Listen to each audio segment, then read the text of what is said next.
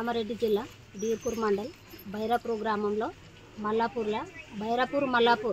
గ్రామంలో 197 ఇండ్లు పట్టలు రాలేవు కాబట్టి ఈరోజు మేము ఇక్కడ తహసీల్దార్ దగ్గర ధర్నా చేయడం జరిగింది.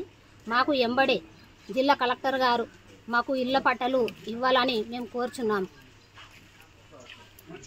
మేము అక్కడ 2 పదుల గదులలో నివసించడం 9 సంవత్సరాలు అవుతుంది. ఇప్పటిదాకా మాకు అసలు ఇండ్లు పట్టలే లేవు. మాకు ఇల్లు పట్టలు మీరు ఇవ్వాలని మీ ఆఫీస్ ముంగట దయచేసి మాకు కలెక్టర్ ఆఫీస్ గారు ఎంబడే మాకు పట్టలు ఇవ్వగలరని మేము కోరుచున్నాం.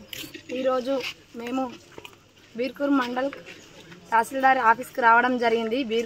బైరాపూర్ మల్లాపూర్ 2 విలేజ్కి కలిపి 197 ఇండ్లు గత 8 సంవత్సరాల క్రితం 40 డబుల్ బెడ్రూమ్లు ఇవ్వడం జరిగింది.